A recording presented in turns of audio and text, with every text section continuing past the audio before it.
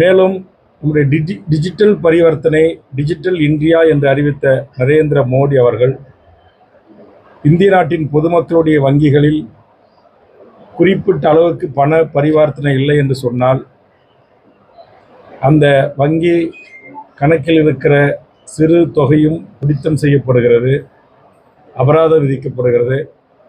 இது வன்மையான கண்டனத்துக்குரியது. அதேபோன்று டிஜிட்டல் பரிவர்த்தனை என்கிற முறையில் பல்வேறு முறைகேடுகள் இந்த வட இந்தியர்களால் நடத்தப்படுகின்ற மிக தவறான பணத்தை, மற்றவர்கள் உழைத்து வேர்வை சிந்தி ரத்தம் சிந்தி சம்பாதித்த பணத்தை ஏமாற்றுகிற ஒரு கூட்டம் இந்த நவீன டிஜிட்டல் மயத்தை பயன்படுத்தி கொள்ளையடித்துக் கொண்டிருக்கிறார்கள். இது நாடு முழுவதும் அதிகரித்து கொண்டிருக்கிறது. ஆக இதற்கு ஒரு தகவல் தொழில்நுட்ப முறை மாற்றம் செய்து முறையாக இது மக்களுடைய பணத்தை திருடாமல் சுரண்டாமல் இருப்பதற்கு உரிய சட்ட வழிமுறைகளையும் டிஜிட்டல் தொழில்நுட்ப வழிமுறைகளையும் ஒன்றிய அரசு காண வேண்டும் என்று கேட்டுக்கொள்கிறேன். மேலும் இன்று தமிழக வாழ்வுரிமை கட்சியின் சார்பாக ஒரு 2000க்கும் மேற்பட்டவர்கள் பல்வேறு அரசியல் கட்சிகளில் இருந்து விலகி தமிழக வாழ்வுரிமை கட்சியில் இன்றைக்கு தருமபுரி மாவட்டத்தினுடைய மாநில, மாவட்ட, ஒன்றிய, நகர, பேரூர் பொறுப்பாளர்கள் அனைவருடைய முயற்சியோடு இன்று மாலை இந்த இணைப்பு விழா நடைபெற இருக்கிறது. முழுக்க முழுக்க பாரதிய ஜனதா நடிகர் விஜய் அவர்களை எப்படியாவது தனது கூட்டணிக்கு கொண்டு வர வேண்டும் என்பதற்காக அத்தனை நடவடிக்கைகளையும் நரேந்திர மோடியும் அமித்ஷாக்களும் தமிழ்நாட்டுடைய பாரதிய ஜனதா தலைமைகளும் செய்து வருகிறதைத்தான் இது அப்பட்டமாக காட்டுகிறது. விஜய் அவர்களுக்கு அவர்களுடைய அரசாங்க கட்டுப்பாட்டில் இருக்கின்ற இந்தியாவில் எத்தனையோ தொழிலதிபர்கள், எத்தனையோ நடிகர்களுக்கு தராத ஒரு பாதுகாப்பை இங்கு ஒன்றிய அரசினுடைய பாதுகாப்பை, இந்திய நாட்டின் துணை இராணுவ பாதுகாப்பை ஏற்கனவே வழங்கியிருக்கிறார்கள். இப்படிப்பட்ட ஒரு சூழலில் அவருக்கு கொலை மிரட்டல் இருக்கு என்று சொல்லி அவர் உயிருக்கு அச்சுறுத்தலை ஏற்படுத்தி அவரை மிரட்டி பணிய வைத்து தன் பக்கம் ஈர்ப்பதற்கான ஒரு முயற்சியை தவிர அவர் கூறுகின்ற குற்றச்சாட்டில் சிறிதளவும் முனையளவும் உண்மையில்லை. காரணம், தமிழ்நாட்டில் இருக்கிற பெரும்பான்மையான மாணவர்கள், இளைஞர்கள், பெண்கள் மத்தியில் அவருக்கென்று ஒரு ஈர்ப்பு இருக்கிறது. ஒரு ரசிகத்தன்மையோடு அவரை பார்த்தால் போதும் என்கிற மனநிலையோடு தான் தமிழக மக்கள் இருந்தார்கள் என்பதற்கு எடுத்துக்காட்டுதான் கரூர் சம்பவம். அவரை பார்க்க வேண்டும், எப்படியாவது நேரடியாக அவர் முகத்தை பார்த்துவிட வேண்டும் என்கிற ஆவலின் அடிப்படையில் தான் ஒருவர் மீது ஒருவர் விழுந்து, ஒருவர் மீது ஒருவர் ஏறி நின்று புகைப்படம் எடுத்து விஜயோட செல்ஃபி எடுக்க முண்டி அடித்து கூட்ட நெரிசல் ஏற்பட்டு விலைமதிப்பற்ற 41 உயிர்கள் பலியாகி இருக்கிறது. ஆக அந்த அளவுக்கு மக்கள் நேசிக்கக்கூடிய ஒருவரை அதே மக்களால் உயிருக்கு அந்த மக்களுக்கு ஆறுதல் சொல்ல வந்தால் அல்லது நிவாரணம் கொடுக்க வந்தால் அதே மக்களால் உயிருக்கு ஆபத்து இருக்கும் என்று சொல்வது ஏற்புடையதல்ல. அது மக்களை அவமானப்படுத்துவது, விஜய் ரசிகர்களை அவமானப்படுத்துவது, தமிழக மக்களை அவமானப்படுத்துகிற ஒரு செயல். இதை ஏற்புடையதல்ல. இதை நான் கண்டிக்கிறேன். அடிச்சா கொண்டுட்டாங்க அப்படின்னா ஏற்கனவே குறிப்பிட்டது போல துண்டை கழுத்தில் போட்டு முறுக்கி கொண்டாங்க, மயக்க மருந்து ஸ்ப்ரேயை வச்சு எல்லாருக்கும் அடிச்சு கொண்டாங்க, கத்தியால குத்துனாங்க, 1000 ரவுடிகள் இறக்குமதி செய்யப்பட்டார்கள் என்றெல்லாம் சொன்ன உண்மைக்கு மாறான பொய்யான அந்த செய்திகளுக்கு ஒரே ஒரு சான்று ஆவணம். நீங்கள் இத்தனை தொலைக்காட்சி இங்கே இருக்கிறீங்க, இத்தனை தொலைக்காட்சி படம் பிடித்திருக்கிறீங்க, 60 ட்ரோன் கேமரா எடுக்கப்பட்டிருக்கு, சினிமா கேமராக்கள் அங்கு பதிவு செய்யப்பட்டிருக்கின்றன, காவல்துறை, உளவுத்துறை பதிவு செய்யப்பட்டிருக்கு. ஒரே ஒரு கேமராவில் ஒரே ஒரு கத்தியோட ஒரு பொதுமக்களை குத்தியதாக அல்லது கழுத்தை அறுத்ததாக, அப்படி பொதுமக்கள் ரத்தம் சிந்தி அங்கு இறந்ததாக ஒரே ஒரு சான்று ஆவணம் காட்ட முடியுமா? அரசியல் காரணங்களுக்காக எப்படி வேண்டுமானாலும் பேசலாம், எப்படி வேண்டுமானாலும் பிற அரசியல் கட்சிகள் மீது குற்றம் சுமத்தலாம் என்கிற இழி செயலை இழிப்பிறவைகள் தான் செய்வார்கள். அப்படிப்பட்ட இழிப்பிறவைகளிலிருந்து வாயிலிருந்து வருகின்ற வார்த்தைகள் தான் இவை. அது ஓட்டா மாறுமா மாறாதா என்பதை வருகின்ற சட்டமன்ற தேர்தல் 2026 தான் தெரிய வரும். இப்போதைக்கு நாம் கணிக்க முடியாது. விஜய் தற்போது வெளியில் வர முடியாத ஒரு சூழலில் இருக்கிறார். அதனால் அவருடைய ரசிகர்கள் அவருடைய தலைவரை ஆதரித்து பேசியவர்கள் கூட்டங்களுக்கு கொடியோடு சென்று கொடியசைத்திருக்கிறார்கள். தன்னை காப்பாற்றிக் கொள்ள 41 உயிர் பலியானதற்கு தான் தாமதமாக வந்ததும் தன்னை பார்க்க வந்த ரசிகர்களும் தன்னை பார்க்க வந்த பொதுமக்களும் இதில் இறந்திருக்கிறார்கள். அதனால் இதற்கான குற்றச்சாட்டு நீதிமன்றத்தால் ஏற்கனவே கடுமையாக சுட்டிக்காட்டப்பட்டிருக்கிறது. விஜய் இதற்கு தார்மீக பொறுப்பேற்க வேண்டும் என்று சுட்டிக்காட்டப்பட்டிருக்கிறது. அதுதான் வெளிநாட்டில் இருந்த ராகுல் காந்தி அவர்கள் விஜயை தொடர்பு கொண்டு பேசியதும், அமித்ஷா அவர்கள் தொடர்பு கொண்டு பேசியதும், தற்போது நயினா நாகேந்திரன் இருந்து, அண்ணாமலையிலிருந்து, வானதி சீனிவாசிலிருந்து, நம்முடைய முன்னாள் ஆளுநர் தமிழிசை சவுந்தரராஜனிலிருந்து ஒட்டுமொத்த தமிழ்நாடு பிஜேபியும் அகில இந்திய பிஜேபியும் அவருக்கு ஆதரவாக பேசுவதோடு மட்டுமல்லாமல் இங்கு ஒக்கி புயல் வந்தது, வர்தா புயல் வந்தது, தானே புயல் வந்தது, மிகப்பெரிய இயற்கை சீற்றங்களுக்கு ஆளாகி தமிழகம் தவித்தது. எனது தமிழக மீனவர்கள் செத்து மடிந்தார்கள். கடல்களில் காப்பாற்றுவதற்கு வக்கில்லாத இந்திய அரசாங்கம் எப்படிப்பட்ட கடந்த காலங்களில் நிலைப்பாடுகளை எடுத்தது, நாம் கேட்ட இழப்பீட்டு தொகையை தர மறுத்தது. அப்போது குழுக்களை அனுப்புங்கள், வந்து பாதிக்கப்பட்ட பகுதிகளை பாருங்கள் என்று சொன்னோம், பார்க்க மறுத்தது. ஆனால் இன்றைக்கு விஜயை எப்படியாவது காப்பாற்றிவிட வேண்டும் என்பதற்காக 8 நாடாளுமன்ற உறுப்பினர்களை கொண்ட குழு ஹேமா மாலினி தலைமையில் ஓடோடி மறுநாளே வருகிறது என்று சொன்னால், ஆக இங்க இயக்குனர் டைரக்டர் அமித்ஷா அதற்கு அவர் இயக்குகிறார். அவருடைய நாடாளுமன்ற உறுப்பினர்களும் அவருடைய கட்சியினுடைய தமிழ்நாட்டு தலைமைகளும் ஆளுமைகளும் நடித்துக் கொண்டிருக்கிறார்கள். அந்த நடிப்பிலும் திரு விஜய் பங்கு ஏற்பாரா இல்லையா என்பது அவருடைய கொள்கை சார்ந்த உறுதிமிக்க நிலைப்பாட்டில் தான், அவர் எடுக்கின்ற முடிவில் தான் தெரிய வரும்.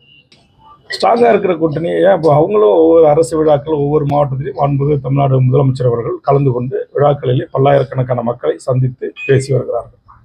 அதனால் அவரவர் அந்தந்த அரசியல் கட்சிகளும் அவரவர்கள் மக்களை சந்திப்பதற்கான பணிகளையும், மக்களுக்கான ஆட்சி அதிகாரத்தில் இருக்கிற திமுக மக்களுக்கான திட்டங்களை ஒவ்வொரு நாளும் கொண்டு போய் சேர்க்கின்ற அந்த பணிகளில் ஈடுபட்டு வருகிறார்கள்.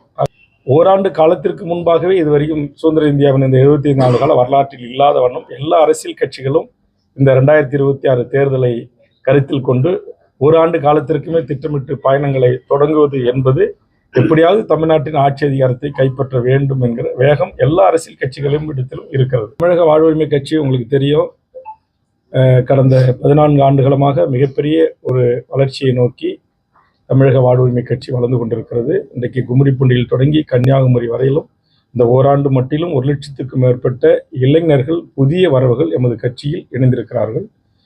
ஆக இன்றைக்கு என்னுடைய முகநூல் பக்கத்தை பார்க்கின்ற பத்திரிகை ஊடக நண்பர்கள் பின்தொடர்களுக்கு தெரியும், இது உண்மைக்கு மாறான செய்தி அல்ல. ஒவ்வொரு நாளும் பல்லாயிரக்கணக்கானவர்கள் இணைகின்ற அந்த புகைப்படங்களை, அந்த வீடியோக்களை நான் ஷேர் பண்ணுறேன். அதை நீங்கள் பாருங்கள். கட்சி எந்த அளவுக்கு வேகமாக வளர்ந்து வருகிறது என்பதை எனதருமை பத்திரிகை ஊடக நண்பர்களும் உணர்வார்கள். எங்கள் கட்சியை கண்காணிக்கிற காவல்துறையின் உளவு பிரிவும் அதை கண்காணித்து உரிய அறிக்கையை முதலமைச்சர் கரங்களில் தரும். அந்த அடிப்படையில் கண்டிப்பாக வளர்ந்து கொண்டிருக்கிற தமிழக வாழ்வுரிமை கட்சியில் தமிழ்நாட்டில் 10க்கும் மேற்பட்ட சிறிய கட்சிகள், அமைப்புகள் இணைந்திருக்கிறார்கள் என்பதும் நீங்கள் அறிவீர்கள் என்று நான் கருதுகிறேன். ஆக அந்த அடிப்படையில் கண்டிப்பாக வரும் சட்டமன்ற தேர்தலில் தமிழக வாழ்வுரிமை கட்சி கூடுதல் இடங்களை கேட்டு இந்த சட்டமன்ற தேர்தலை சந்திப்பதற்கு தயாராகும். எம்ஜிஆர் சிலை அவமானப்படுத்துவதாக இருக்கலாம், புரட்சியாளர் அம்பேத்கர், தந்தை பெரியார், சமூக நீதிக்காக பாடுபட்ட எண்ணற்ற தமிழ் சமூகத்தின் பலருடைய சிலைகள் சேதப்படுத்துவது, அவமானப்படுத்தப்படுவது, அசிங்கப்படுத்துவது ஒரு காலத்திலும் ஏற்றுக்கொள்ள முடியாது.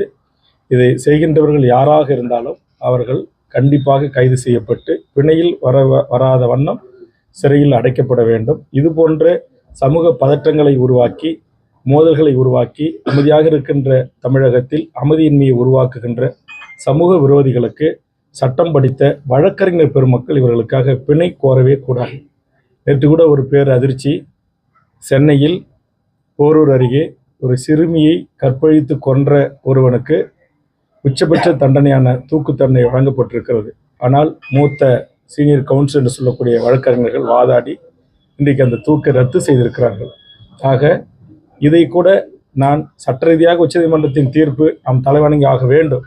ஆனாலும் கூட இது போன்ற ஒரு காம கொடூரர்களுக்கு, மனித மிருகங்களுக்கு, மனித உருவில் வாழ்கின்ற காட்டு மிராண்டிகளுக்கு நீதிமன்றங்களும் கருணை காட்டக்கூடாது, வழக்கறிஞர் பெருமக்களும் வாதாடக்கூடாது என்பதுதான் என்னுடைய வேண்டுகோள். தமிழ்நாடு முதலமைச்சர் அவர்கள் தன்னுடைய அரசு சமூக நீதி அரசு என்று கூறி வருகிறார். கண்டிப்பாக சமூக நீதி அரசு என்று அவர் கூறி வருவது உண்மையை ஆக்க வேண்டும் என்று சொன்னால் அவர் தமிழ்நாட்டில் சாதிவாரி கணக்கெடுப்பு நடத்த அதற்கான அறிவிப்பை அவர் வெளியிட வேண்டும் என்பதை வலியுறுத்தி நான் தொடர்ந்து சட்டமன்றத்தில் பேசி வந்திருக்கிறேன். கிட்டத்தட்ட 10க்கும் மேற்பட்ட முறை பேசியிருக்கிறேன். பலமுறை கவன ஈர்ப்பு தீர்மானம் கொண்டு வந்து வாதிட்டு இருக்கிறேன். ஆனால் தற்போது ஒன்றிய அரசு தான் ஜாதிவாரி கணக்கெடுப்பை நடத்தும் என்று அறிவித்திருக்கிறது.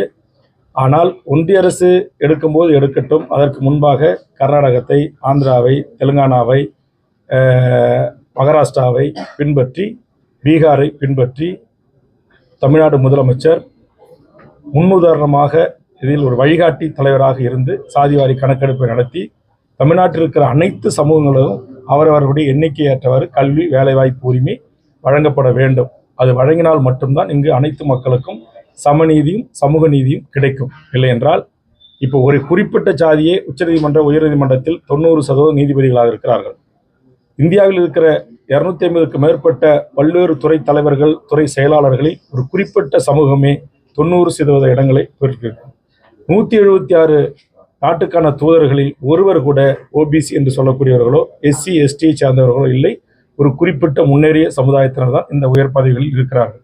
இது இந்தியா போன்ற ஜனநாயக தன்மை உள்ள ஜனநாயக நாட்டில் ஒரு குறிப்பிட்ட சாதியை வெளியுறவுத்துறை செயலாளராக, பார்லிமெண்ட் செக்ரட்டரியாக, பிரதமரின் செயலாளராக, வெளிநாட்டின் தூதர்களாக, சட்டத்துறை செயலாளர்களாக இருப்பது என்பது ஜனநாயகத்திற்கு ஏற்புடையதல்ல.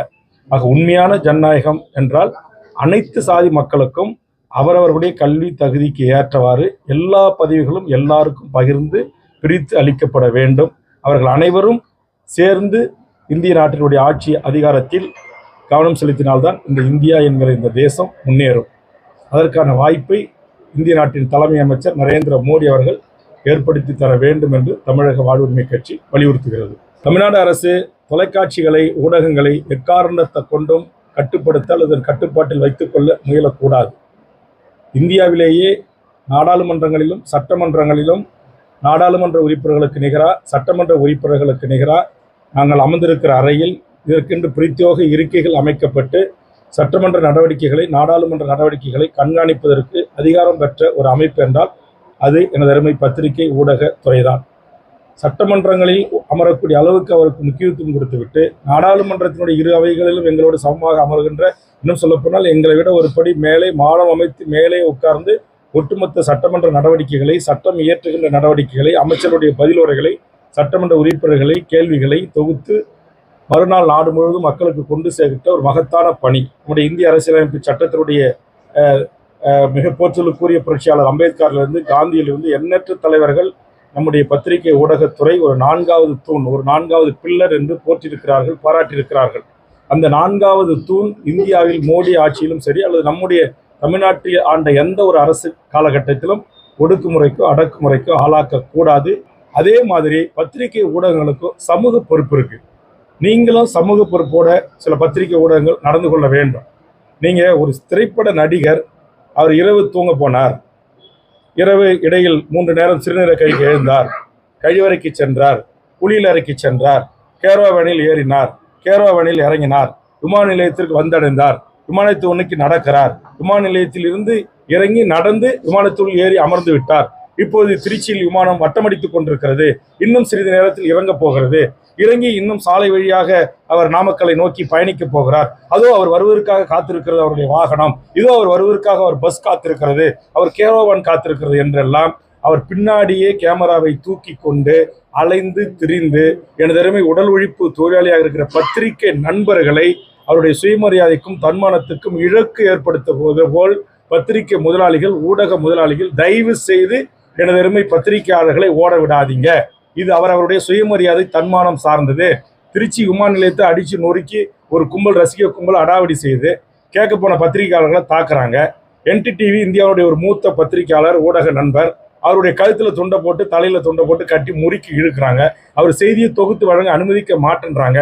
இப்படியேப்பட்ட அந்த கூட்டத்திற்கு எதற்கு நீங்கள் இவ்வளவு முக்கியத்துவம் கொடுக்குறீங்க? தமிழ்நாட்டில் எத்தனையோ அரசியல் கட்சிகள் இருக்கு, அமைப்புகள், இயக்கங்கள் இருக்கு. உயிரை கொடுத்து மக்களுக்காக, மண்ணுக்காக போராடுறாங்க, அடி வாங்குறாங்க, உத வாங்குறாங்க, ரத்தம் சிந்துறாங்க, வேர்வை சிந்துறாங்க, சிறைப்படுறாங்க.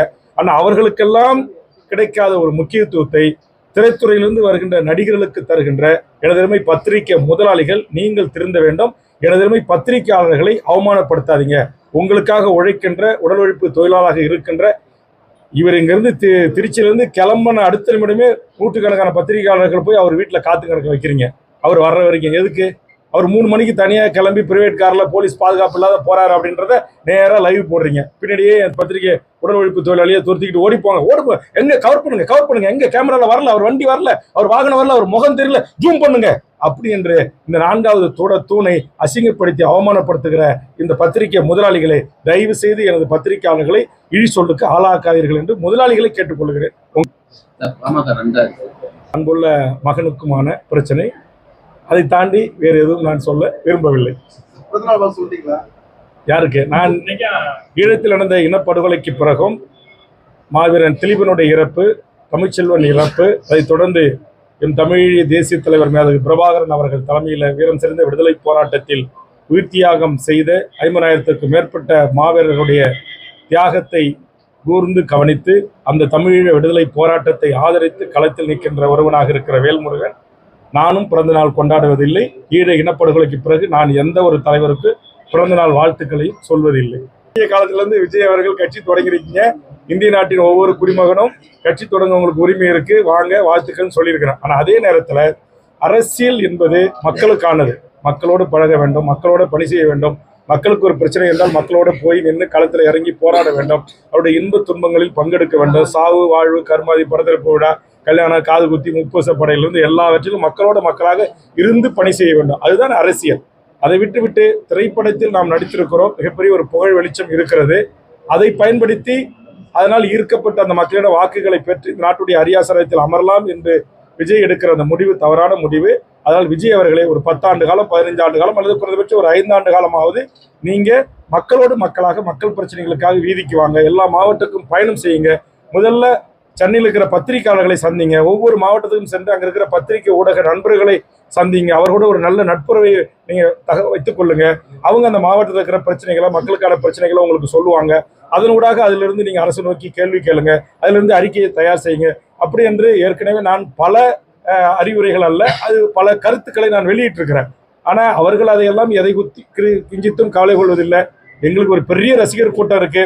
நாங்க தவறே செஞ்சாலும், நாங்க என்ன மாதிரி தப்பா பேசினாலும் அதையெல்லாம் பொருட்படுத்த மாட்டாங்க. எங்க மேல இருக்கிற கிரேசி, இந்த சினிமா மோகத்தின்பால் தமிழ்நாட்டு மக்கள் எங்களை வாக்களிப்பார்கள்.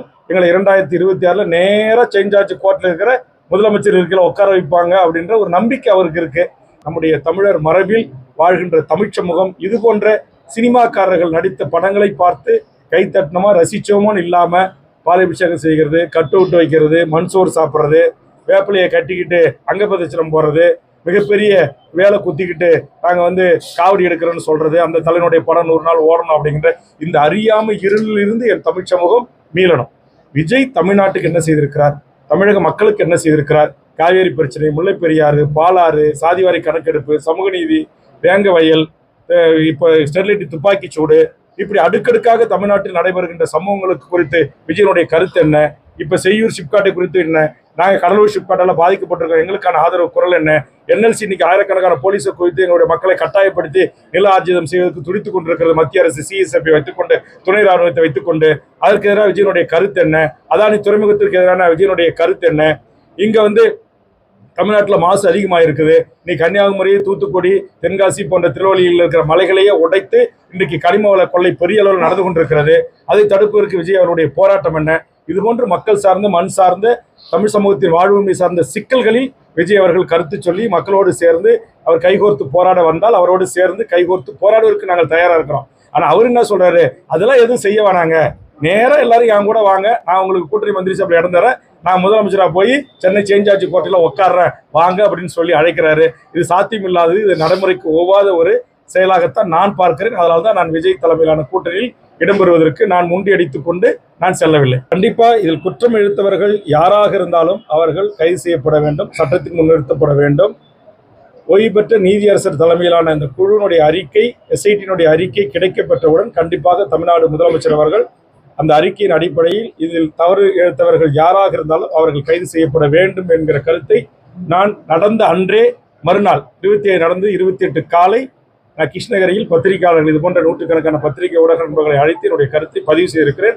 அந்த கருத்து தான் இப்போதும் என்னுடைய கருத்து. யாராக இருந்தாலும் இதிலே தவறு இழுத்தவர்கள் கைது செய்யப்பட வேண்டும், சட்டத்தின் முன்னிறுத்தி தண்டிக்கப்பட வேண்டும் என்பதுதான் தமிழக வாழ்வுரிமை கட்சியினுடைய நிலைப்பாடு. எண்ணற்ற தமிழ் சமூகத்தில் திரு ஐயநாதன் போன்றவர்கள் எல்லா பத்திரிகை ஆசிரியர்களும் தமிழ்நாட்டுக்கு இன்டலெக்சுவல் செக்ஷன், அறிவுஜீவிகள், பத்திரிகை ஆசிரியர் பெருமக்கள் எல்லாருமே இதற்கு விஜய்க்கு பொறுப்பு உண்டு. விஜய் பொறுப்பேற்கணும்.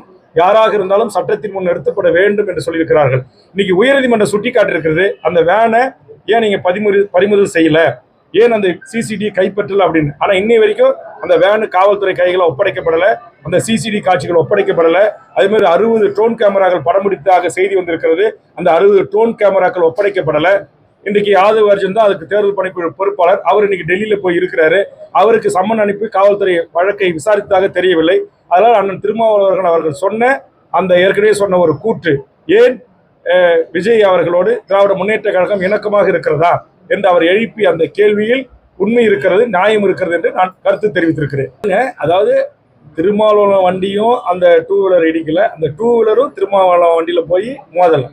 ஆனா அவர் சைட்ல இருந்து பார் கவுன்ஸ்ல இருந்து 2 வீலர்ல வெளியில வராரு. வெளியே வரும்போது விடுதலை சிறுத்தைகள் தலைவருடைய வண்டி வெளியில வருது. அவர் ஹார்ன் அடிக்கிறாங்க, அவர் ஒதுங்கல. திரும்ப அப்படி சென்டரா போய் கிராஸ் பண்ணி நிறுத்திட்டு திருப்பி ஏதோ ஒருமையில ஏதோ பேசுறாரு. அதை கோவப்பட்ட கூட அந்த தொண்டர்கள் அந்த வண்டியை தள்ளி விடுறாங்க, ரோட்டில் விழுந்துருது. அதில் விடுதலை சிறுத்தை தலைவருக்கு பாதுகாப்பாக தன்னுடைய கட்சி தோழர்கள் ஒரு இருவர் அவரை அடித்திருக்கிறார்கள். அது அனைத்து பத்திரிகை ஊடகங்களில் வந்திருக்கிறது. அடித்தது தவறு. ஆனால் அதே நேரத்தில் ஒரு சென்சிட்டிவான ஒரு தலைவர், அவர் ஒரு போலீஸ் பாதுகாப்பு இருக்கக்கூடிய ஒரு தலைவர் முன்னாடி திடீர்னு ஒரு வண்டியை கொண்டு போய் நிறுத்தி விலகாம அவரை நோக்கி கேள்வி கேட்பது என்பதும் ஏற்புடையதல்ல. இன்னைக்கு நீங்க ஒய் பிரிவு இசட் பிரிவுலாம் கொடுக்குறீங்க. ஒரு எம்பியா இருக்காரு, ஒரு தலித் மக்களுக்கான ஒரு தலைவராக இருக்காரு, அவருக்கு பல கட்டங்களில் லைஃப் த்ரெட் ஏற்பட்டிருக்கு. அதனால என்னுடைய தலைவரை பாதுகாப்பு எங்களுக்கு ஒரு இசட் பிரிவு கொடுங்க, ஒய் பிரிவு கொடுங்கன்னு மறியல் பண்ணி போராடி கேட்பது, அது அந்த தொண்டருடைய உணர்வுக்கு அதை நம்ம மதிப்பளிக்கணும். அதை நம்ம கொச்சப்படுத்தக்கூடாது. சொல்றேன், ஸ்டெர்லைட் துப்பாக்கி சூட்டில் இதே ஆணையம் கொடுத்த பரிந்துரையில் பல ஐஏஎஸ் ஐபிஎஸ் அதிகாரிகள் தண்டிக்கப்பட்டிருக்க வேண்டும். ஆனால் அவர்களை தண்டிக்கப்படுவதில்லை. இங்க இந்த பியூரோக்ரசி சிஸ்டம் தமிழ்நாட்டில் எப்படி இயங்குதுன்னா, ஒரு ஐபிஎஸ் அதிகாரி இன்னொரு ஐபிஎஸ்ஐ காப்பாற்றுகிறார், ஒரு ஐஏஎஸ் அதிகாரி இன்னொரு ஐஏஎஸ்ஐ காப்பாற்றுகிறார். இன்னும் சொல்ல போனால் இங்கு ஆர்எஸ்எஸ் ஐஏஎஸ் ஐபிஎஸ் அதிகாரிகள் தமிழ்நாட்டில் அதிகமாக இருக்கிறாங்க. அவர்கள் இங்கு திமுக அரசுக்கு நற்பெயர் வந்துவிடக் கூடாது என்கிற உள்நோக்கத்திலும் ஒரு சில உயர் அதிகாரிகள் ஆர்எஸ்எஸ் அதிகாரிகள் செயலாற்றி கொண்டிருக்கிறார்கள் என்பதை நான் பகிரங்கமாக குற்றம் சாட்டுகிறேன். ஆக இங்கு ஸ்டெர்லைட்ல தண்டிக்கப்பட வேண்டிய அந்த